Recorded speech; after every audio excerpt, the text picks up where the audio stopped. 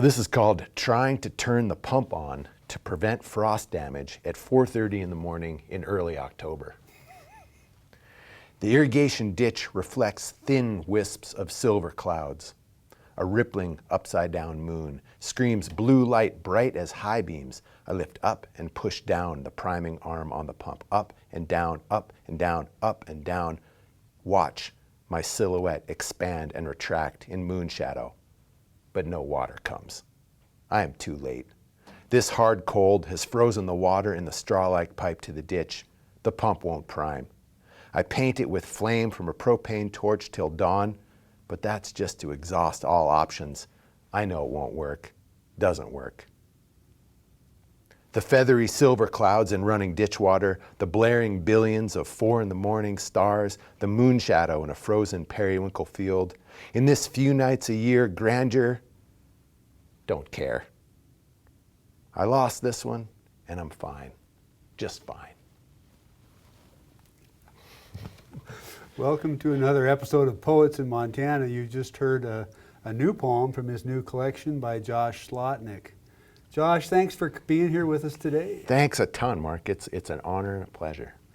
Yeah, I mean, I knew who you were because of the work that you'd done through, farming in the valley and whatnot. But we first kind of came into contact when Roger Dunsmore brought me your work into my world.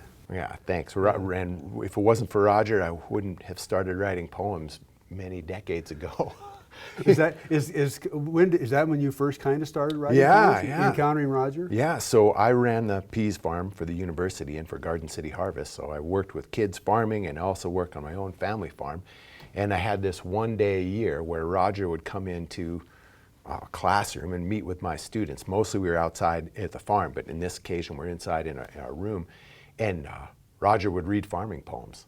And he would read some of his, but farming poems from across Wendell Berry and 5,000-year-old poems from China and everything. And he collects poems as much as he is a writer of poems. Right. And it got in me, and I just started writing them. Yeah.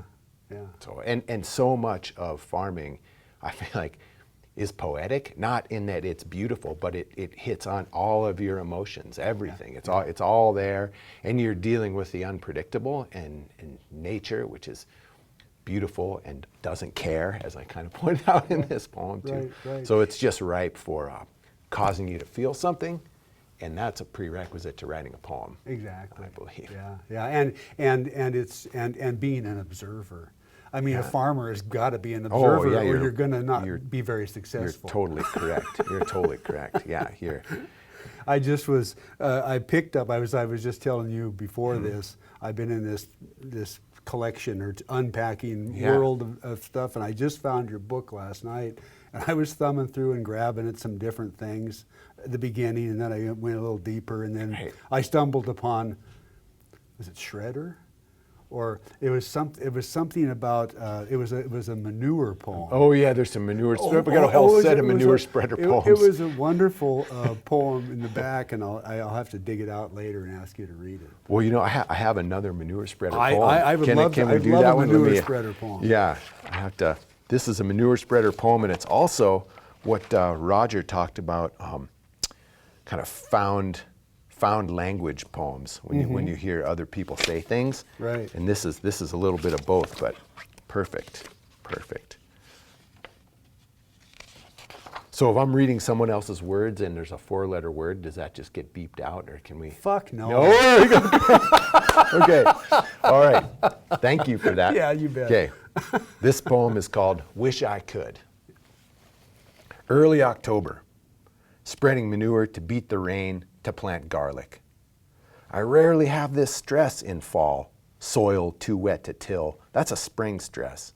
But here we are, barely dry ground and the gray sky darkening, the tops of the mountains disappearing against incoming fat, foamy clouds. Astride a roaring tractor, I slam the front end loader, the bucket, into the manure pile and lift a mountain of fertility for the coming season. The rest of this operation lays out in my head step by step. It will all happen just so, and pretty quick too. I'll fill the spreader, hook up the tractor, and this aged manure compost will fly, then fall in a dusty skein across the soon-to-be garlic beds. I'll unhook the spreader, put the spader on the tractor, and till it all in. The beds will be made by lunch. Let the rain come again, no matter. From the farthest right of peripheral vision, a man shuffles toward me. Soiled jeans, faded striped collared shirt, sleeves rolled above the elbow. He moves without rush, but he wants something.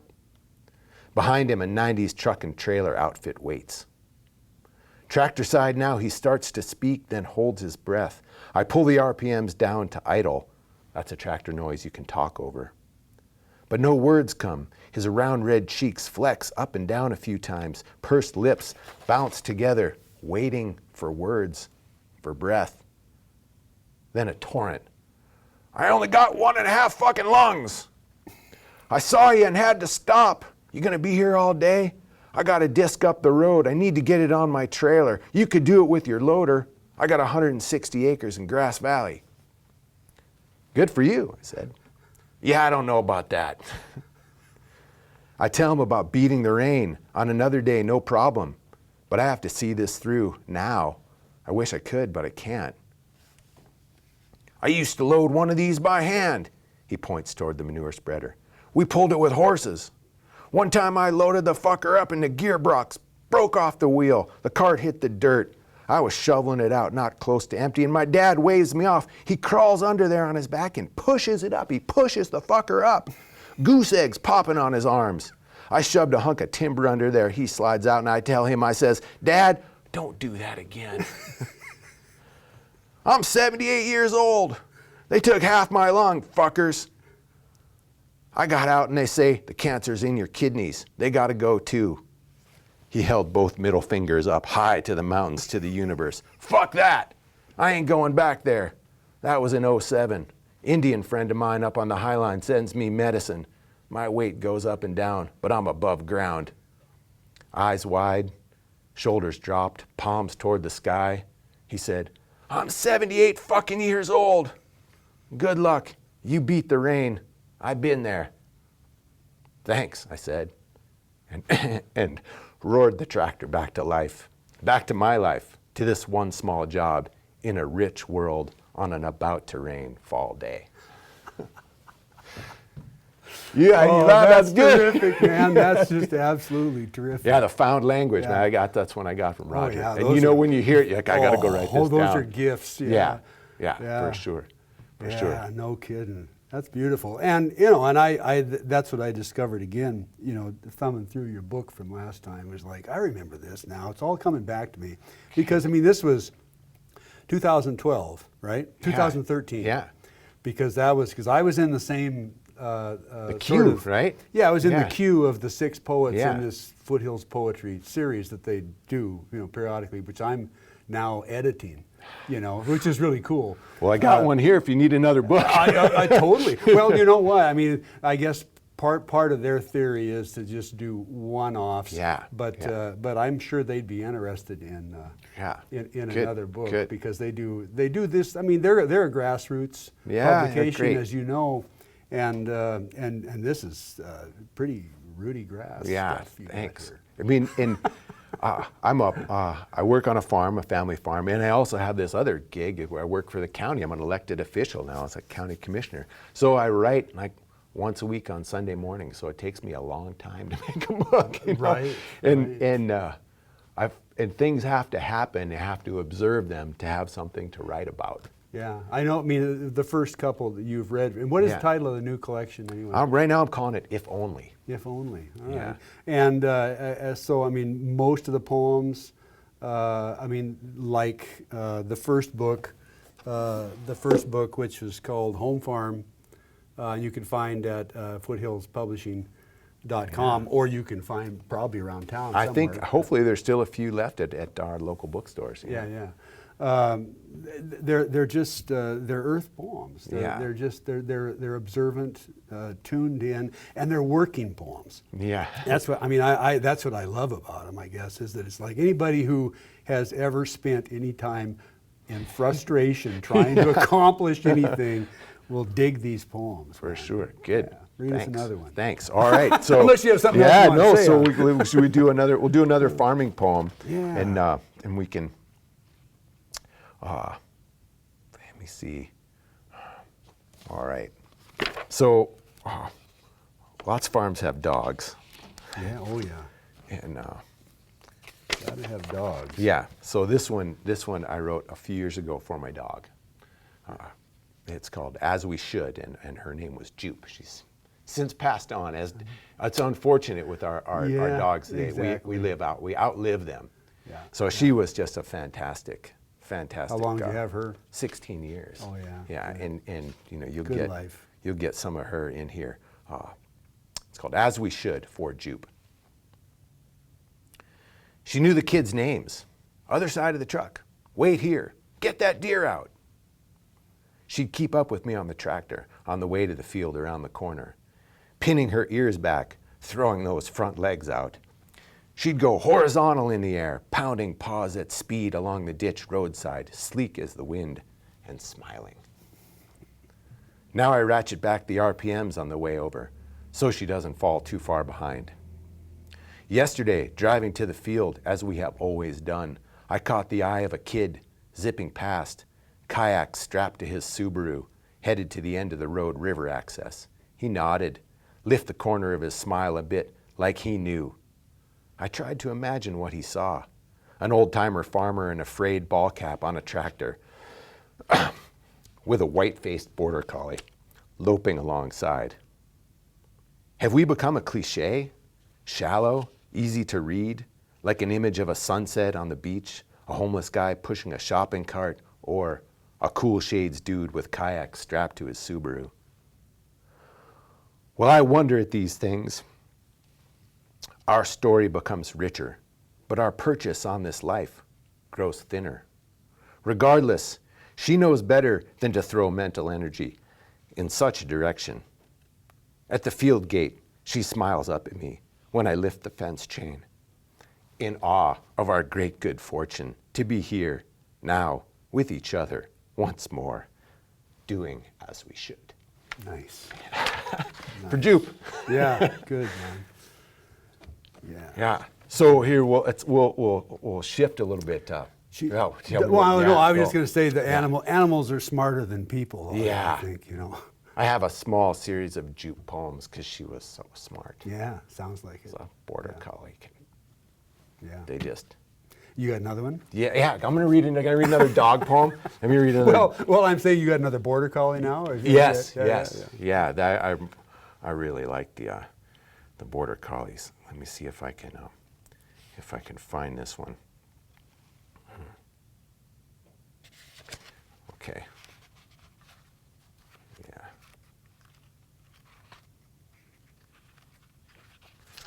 Here we go. This one's called The New Farm Intern and the Border Collie. He quit school a year from a PhD in philosophy, but he's 9 months gone from all that now. He went from preschool straight to graduate school. Imagine that. One day, the fighting philosophy word stopped inspiring him to join centuries-old campaigns, schoolyard scuffles of dead men spiraling around, alternating pairs of other dead men, fists up, insults flying in dense sacred dialect. After he shut up the books, he couldn't recall the nature of the fuss. The world carried on just fine without any of it. His heart pained for something someone actually needed. He packed the car for the apocalypse, drove to Alaska with his girlfriend, to Vegas, Central America, and then they came to this farm. We got her from the newspaper giveaway ad 7 years ago for our son's 11th birthday. She ran off that afternoon, came back. At first she shook like an addict, bent her tail so far down it scraped her belly. She took to women and girls before men and boys, and then she found the chickens. Neck leaning out, eyes burning, she could control these birds from beyond the fence. With a tilt of her face, she'd have them clustering left, running right, hightailing it to the coop. Now she pins her ears back and sprints like a bullet roadside along the tractor. Meeting me at the field around the corner, she sphinx sits, watching the tractor spin brown, clumpy earth into soil, black and crumbly like brownie. When I approach the last stripe of untilled ground, she rises, trots to the gate, waiting for me. I can say to her, load up, other truck, wait here. Find Quinn, get that deer out of here. She goes where I go. We all ride together to the field around the corner. He's learning old truck stick shift. She loads up in the back. He asks, how fast should it go before changing gears? Do you move to gear 2 after turning? The engine lugs, convulses like a cat puking a hairball. Should it jump and jerk like that? He asks. We have come to move irrigation pipe. I spell it out for him. Moving pipe requires balance, not strength. These gangly threads of 30-foot aluminum slip into one another. Hooks will catch latches at a distance, hand and glove. Then the rainbirds will rooster tail ditch water 60 feet, clicking in circular cadence, 360 degrees. Water will mist in the air, catching lights, slices of sunlight, spraying rainbow to an even mechanical heartbeat. And you don't need to set one pipe down to hook it into the next one. Watch. He stands along a line of pipe. I'm 60 feet away along the next line. She sits alert at the field's edge. She knows not to walk on tilled ground. He holds the pipe sideways, nosedives the end in the dirt. Can you adjust the flow? He yells, setting the pipe down to walk to the mudded latch. The hook misses the latch. The rainbird lists like the leaning tower. I look back. She cocks her head left at him, then right, to no avail. She can't will him to adjust. She looks at me, eyes wide, and then squints again. I drop my pipe, jog down the path to the field's edge, towards him.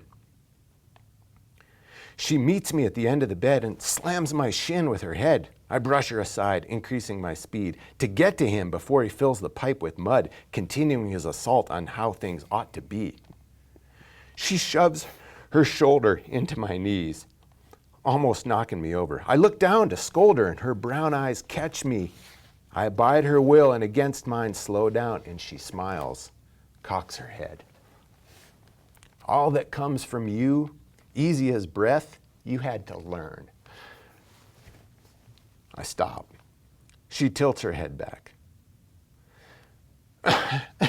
Remember me when I got here? And you, when you were his age, you barely knew which way was up. I walk to him now, calling out like he was a friend coming up the driveway with heavy bags. Hey man, let me help you with that. Yeah. Yeah. Smart dog. Yeah. Okay, now I want to switch to comedy. Good. Okay. Yeah. Well, there's nothing wrong with that. That's good shit. Pardon me. Good stuff. Thanks. As they'd say. As Yeah. that one fellow would say. As that one fellow would say. Yeah. Yeah. The smart dog. They notice everything. Yeah. Everything. Yeah. For sure. They're like kids in that way, man. All right, I'm going to look up this next one. So, in farming and in everything, there are like dialects that in the way people speak. Mm-hmm. And I had never worked in government before. I'd worked a lot in trying to move things along publicly, but I'd never worked in government. And I got into it and found this found language. Yeah. That and it's artful in that people are attempting to put the intangible in tangible terms as a medium for understanding. Right. And that's it's a tough hill to climb or whatever. Yeah. We do it all the time. Getting tougher all the time. Getting tougher all the time. And I noticed, though, after being in it for a while, and Ron could attest to this from sitting through umpteen meetings, the same language is used often, and it gets pretty tired, and it's kind of funny. Yeah. So I'd heard so much of it once, I just thought, okay, I'm full of this language. I'm just going to make a poem out of it. And I did it in a very governmental way. I put it into an email. So this is an email poem called The Language of Local Government. R.E., Post Office. As per Dave's earlier note, the Smackdown Council endured a few years back as apples to oranges with this current incarnation of moving the post office. That was before my time, so mine's more of a 30,000-foot view.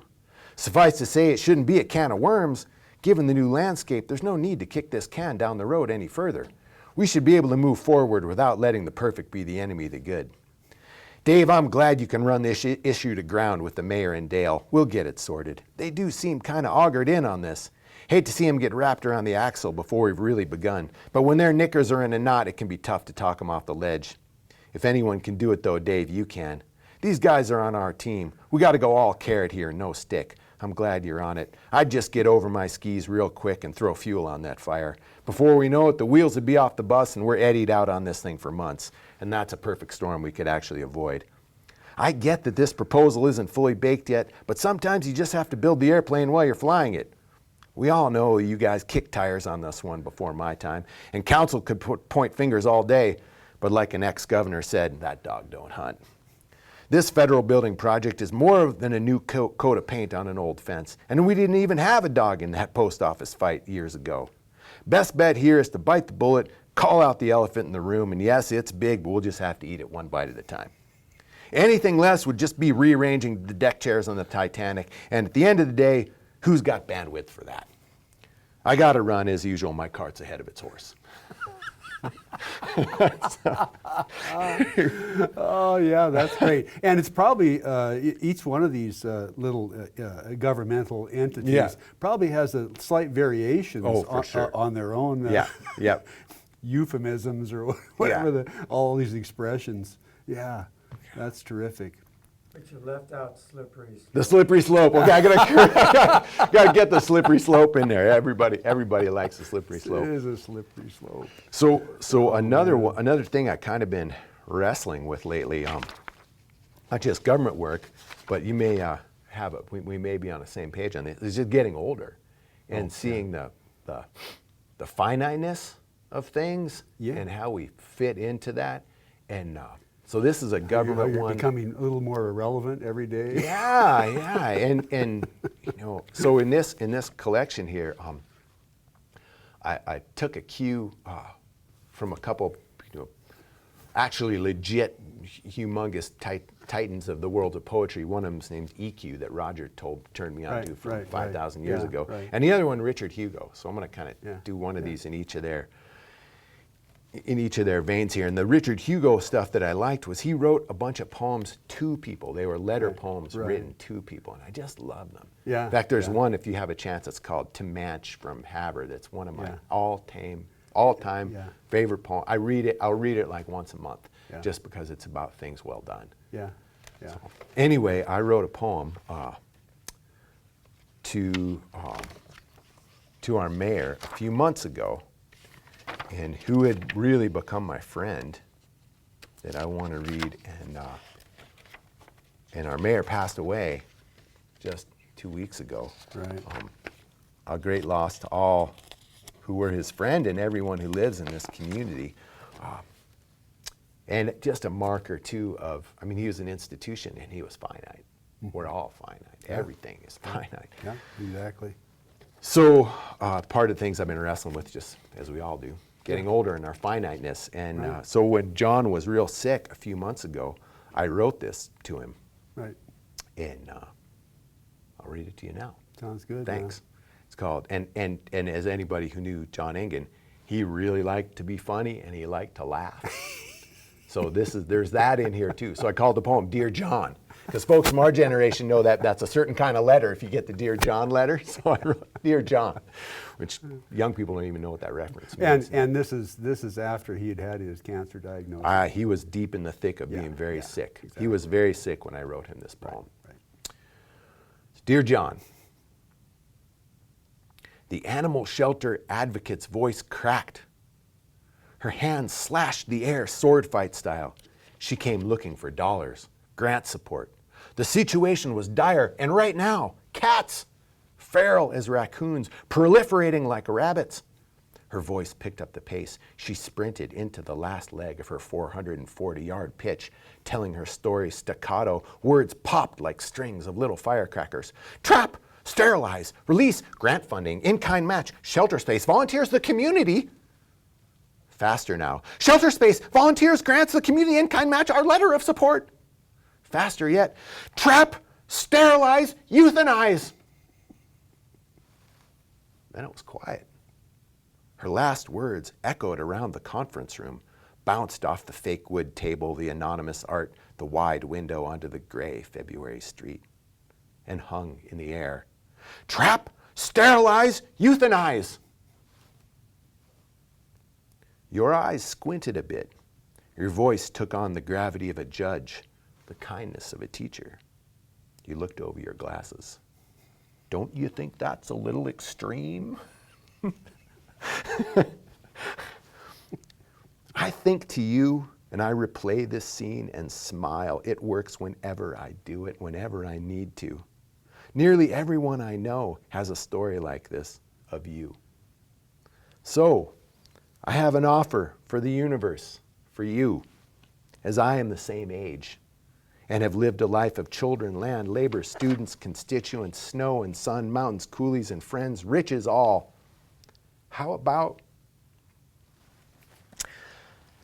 you give me some of your pain? The trouble is, all those other people with their stories, they'll want in on the deal, and even sick as you are, there might not be enough to go around.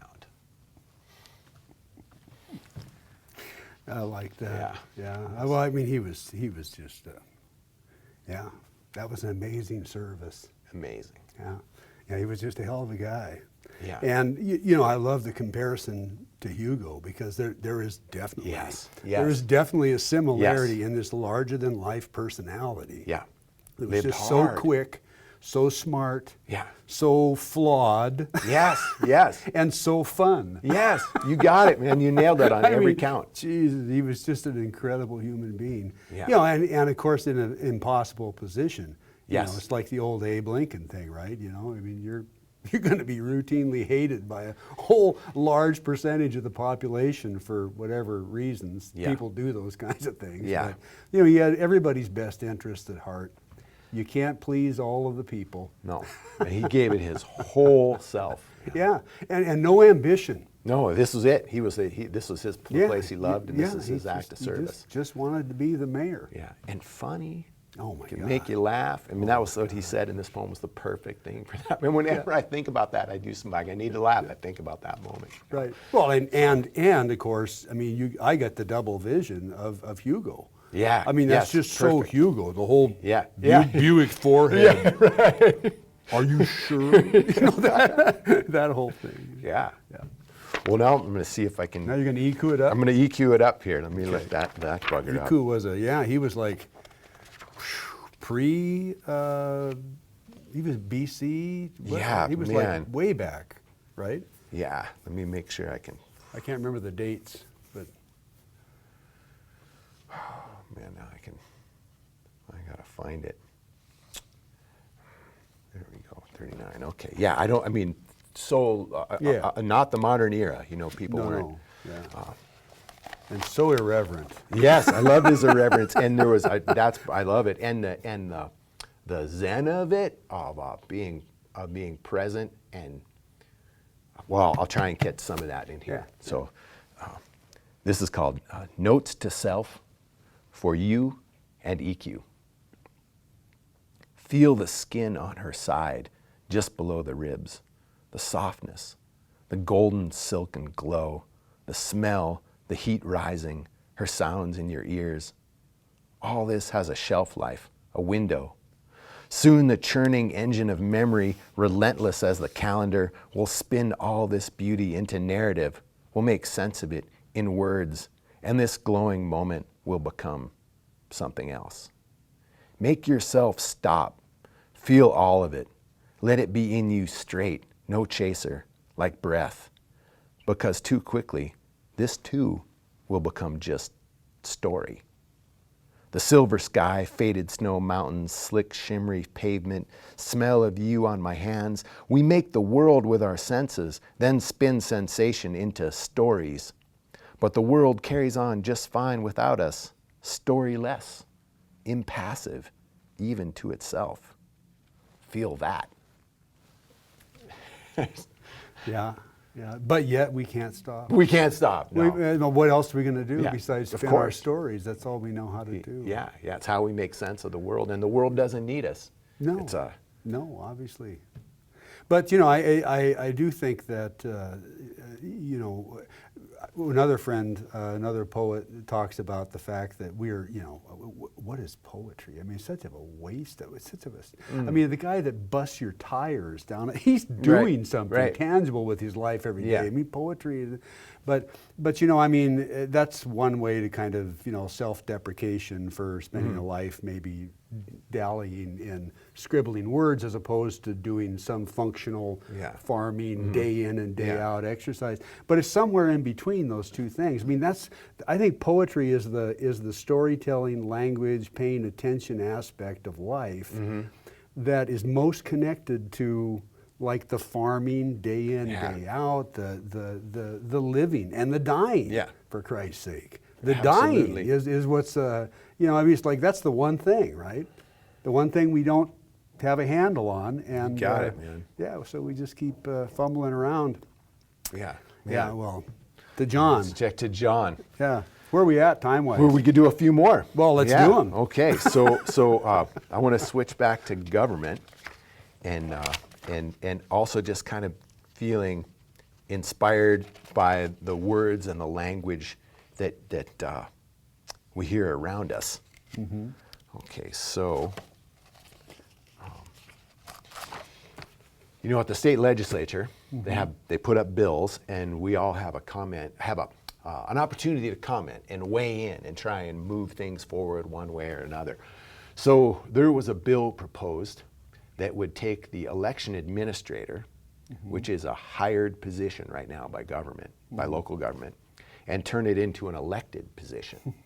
So, and we work really closely with our election administrator, and it is a technical engineering job. It's all about logistics and managing information from here to there, and it's got to be perfect, like perfect, flawless. This is an engineer's task. Has nothing to do with any partisanship or ideologies or anything. Not a popularity contest. No, man, it is quite literally a logistics challenge. How do you get these people's information tabulated perfectly? It's all logistics and engineering, has nothing to do with whether you think government's good or private industry's good or we should tax or not. Nothing. It's a technical job. Right.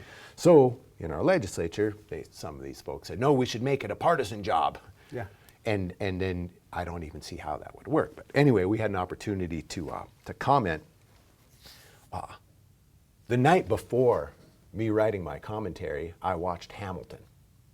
You know, the musical. Right. So it's all written in rhyme, and I don't want to say rap music, but it's rhyme and a way of speaking that typically isn't mixed with politics. Right. But it was so fun. And Hamilton is super fun. And it tells a story too. So I had this in my head, and I sat down to write my commentary on Senate Bill 92, and I wrote it like that. You little hip hop. I did a little. It was a little. I heard Hamilton, and so this and there's some other references here. Last thoughts on Senate Bill 92 is a last thoughts on Woody Guthrie thing. All right. And my other one I just read, it said Straight No Chaser. That was a John Coltrane slip in there too. Because it's fun to do such things. Exactly. Okay, so this is called Last Thoughts on Senate Bill 92. The official comment on Senate Bill 92, a bill that would make the county elections administrator an elected position. And then in quotes here, I'm saying for the reader, for maximum effect, read with fierce, breathless urgency. I come before thee dignitary with humble commentary, my eyes cast down, but my heart spread round, 'cause I'm here speaking true against SB 92. Protection for the election, rejection of this hard-headed, hard-hearted, hard knocks, power-grabbing, finger-jabbing, rabid-nabbing, subliminal, political, criminal, frustration legislation. That's the dark, toothy maw of this wannabe law. Appointed, not anointed. The administrator is greater, not a partisan artisan, but a skilled technician. So stop your fishing for political wishing. We're gonna hire the best for the job. Protect integrity from the mob. This doesn't need to be so tense. Let's save running races for when it makes sense. Do you get the rhyme? Is it 1860 in 1968 or 1865, I've just got to ask, just depends who's behind the COVID mask. Big tech protection from communication collection incites more insurrection, because nobody has the tenacity for veracity in this process mess. Don't throw fuel on that fire. Desire instead to put this to bed. Call this what it is, a technical position. There's no place for a mission other than mathematical perfection of an airtight election. Don't be a dog chasing a car. Listen up, this is where we actually are. Malefactors, detractors, reactors, bad actors, throwing slop from every electronic rooftop. Maybe your voice too, finding remedy and identity like Pence, banking on bank and grievance. But you say, oh well, it don't matter, so the big guy's mad like a hatter, it's just game. And this before us today is simply another play, and if you had power, you'd do the same. No need to add this to the mix. Don't you remember January 6th? You all be messing with fire, fiery, fired up, fired on. Look how far this has gone. Hacks with open Glocks standing guard over the voting box. Reeks of partisan corruption. Eruption of rage on rage. Turn back the page and look around. You'll get this battle and the whole thing comes falling down. Because it's not built on rock or stone, but blood and bone and belief. And when it's gone, we're something other than we've been, even if your candidate's in. Ask yourself, is that really what you want? Yeah, nice. Good one. And- I mean, and fun. and fun, Oh you yeah, know? it was, you know, it was a lot more fun in the beginning until Yeah, it gets a little dark. came down to the conclusion and, Yeah. and the whole thoughts on the whole process and what's happened. And yeah, and again, you kind of reflect on the finiteness of everything and how things have devolved Yeah, is in this a what we way that, I want? mean, today I just read in the Missoulian, Bob Brown and Mark Roscoe wrote an they did. editorial Interesting. together again about What did they write about? About elections and about open primaries, and you know, I mean, but it's just there used to be. I mean, I've said this before. I've been a left-leaning union, Yeah. you know, chanting Democrat all my life, and had a lot of wonderful arguments with a lot of, you know, bootstrap independent Republicans all my life. But the situation that we're in now is like it's like everything that everybody fought against. Our generation, our parents' generation, you know, it's like fascism is what it is, pure and simple. And this is a perfect example of it. I mean, you can't just go put people in positions they have absolutely no could you credibility imagine? to do. Yeah. It's like, oh, I got this toad. I'm going Right. to put him here, and he's going to do whatever I say and want, and we're going to have it the way we want. And then everything just collapses. All Yeah. these people that have Yeah. done all this work in government for all these years because they were those people, the nuts and bolts Yeah, people that just like to do exactly. things like technicians in an industry and Yeah. something. And we just don't need you anymore because we got these other clowns that are going to do our bidding. What No, the fuck exactly, is that all exactly. about? You And nailed so it, this yeah. is where we're at, yeah, and that you nailed it. Yeah. Yeah, That's it's it. frightening. It's kind of scary. The hair stands up on my Yeah, arms. no, I it's get not- it's angry. it's not but good. Angry doesn't do me any good. But, Yeah. you know, yeah. see Yeah. there. All right. One more. I'll do one more. So I'm going to do one more. I'm going to do an optimism, not one. Optimism and some That's more. good. After that rant. Yeah, and some more kind of time passing stuff, and getting old here. Or do I? Yeah, geez, it's too hard to pick. Oh, I know. I know. Yeah. You know how it goes. Well, so- you're cutting yourself 15 minutes short Yeah. too. But. Okay. Well, maybe I'll do both of them, and I'll just show up a minute late. For, Do it. Okay. Yeah. Okay. Make them wait. Yeah. So let me find this here. Okay. All right. So also getting old here.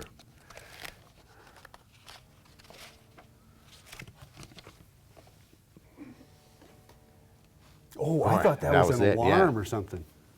So my son had a son not very long ago, just a couple months ago. Yeah. Real big deal for us, first Oh, grandkid, Grandpa. and yeah, it's really big, and just caused me to, you know, the impendingness of it just made me think about everything and feel it. You feel it all. you know? Right. So I wrote this poem to him Yeah. before he was born. He's only 5 weeks old, so before he was born. Is that the phone I hear? No. What is that? That is something else.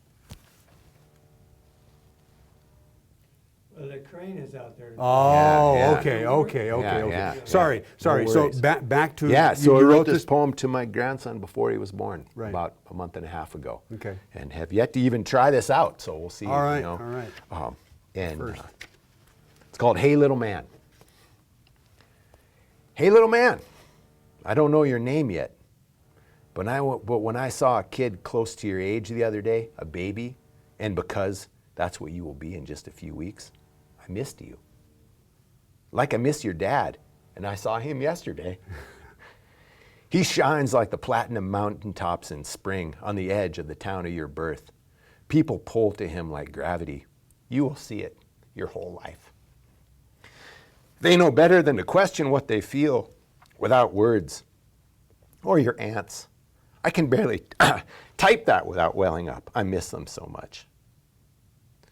Their steadfast love for you makes the shape of these hills glowing green now with their June coat seem transitory. And these hills cut the same lines against the gray sky they did in grainy 19th century photos when teepee rings clustered along the river flats.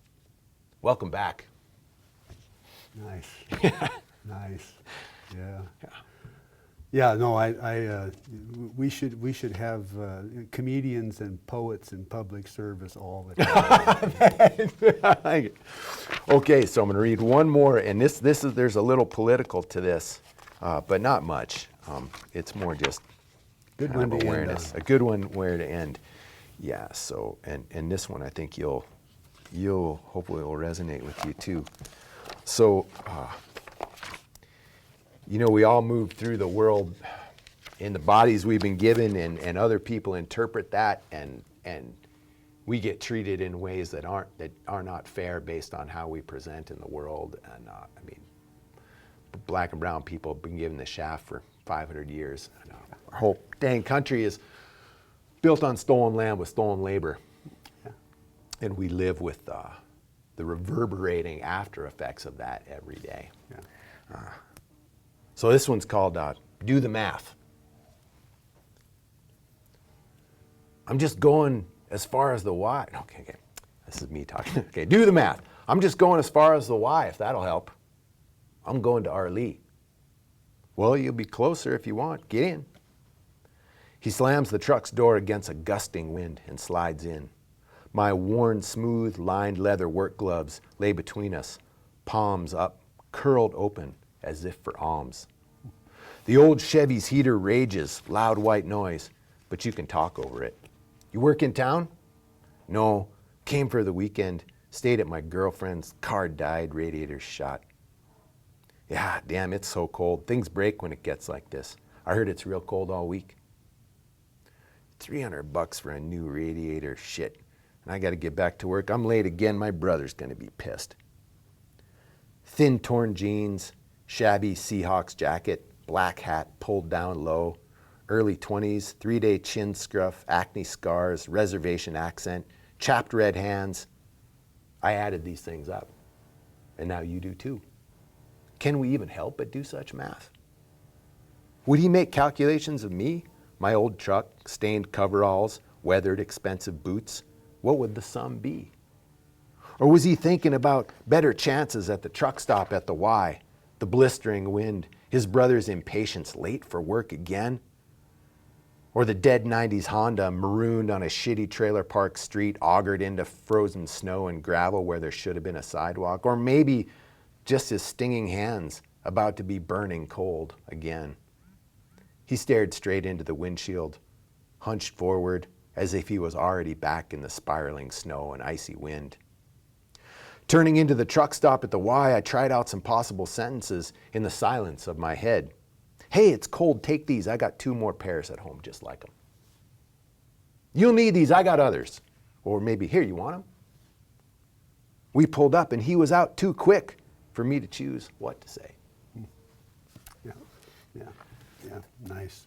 Good portrait.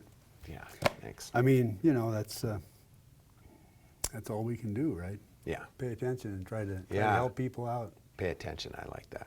Thanks, man. Hey, thank you. It's totally an honor, man. Really glad to be here. Good luck, and I look forward to that. Yeah, thank you for saying that. And digging back into home farming. Yeah, I think thanks for saying that too. All right. Take All right. care. Josh See ya. Slotnick. See you next time. Thank you. Bye.